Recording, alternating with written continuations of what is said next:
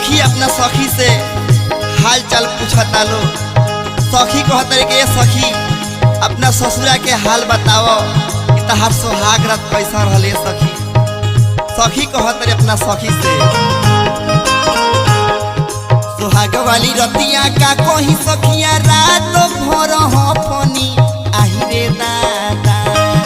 सोहाग वाली रतिया का कहीं सखिया रात भर हफनी आही रे दादा। अरे आही रे दादा रतिया मुँह वाला से बचनी आही रे दादा। रतिया मुँह वाला से बचनी आही रे दादा। सोहाग वाली रतिया का कोई सखिया रात भर हफनी आही रे दादा। सोहाग वाली रतिया का कोई सखिया रात भर हफनी आही रे दादा। अरे आही रे दादा रतिया मुँह वाला से बचनी आही रे दादा। रतिया मुँह वाला से बचनी आही रे दादा।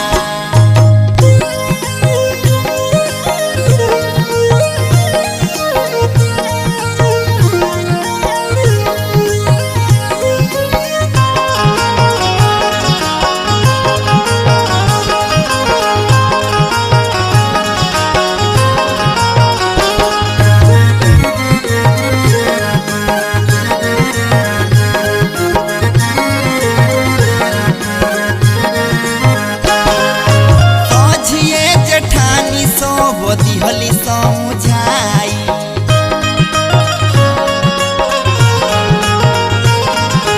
नहन दो खियाई देहवी छेना के मिठाई।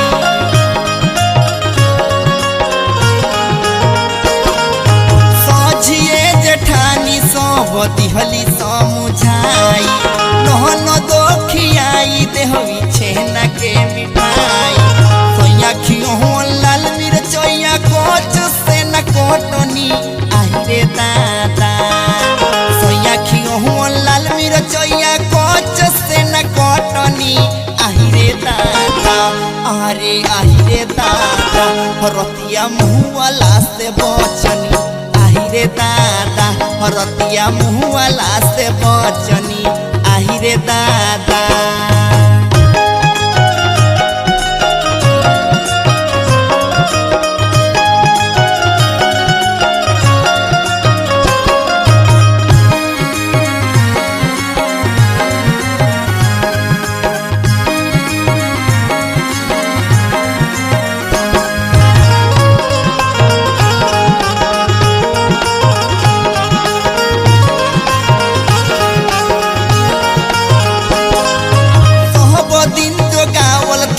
नैहर के भुखाई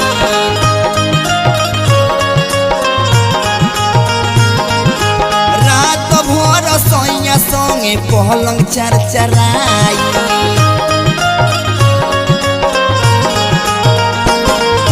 सब दिन जो गावल थाती नैहर के भुखाई रात भर सैया संगे पलंग चरचराई।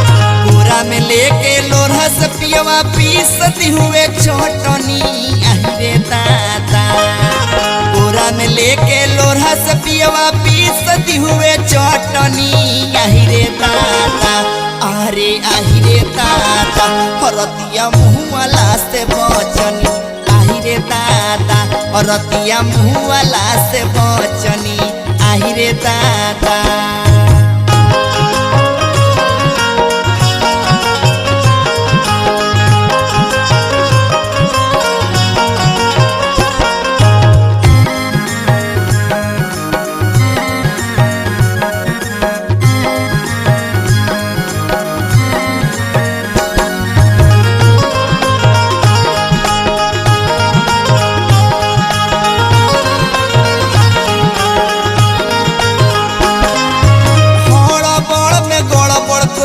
देहले घन श्याम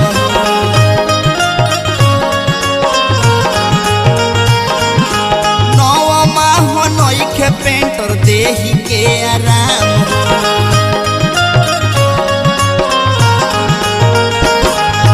हड़बड़ में गड़बड़ कोई देहले घन श्याम हो नौ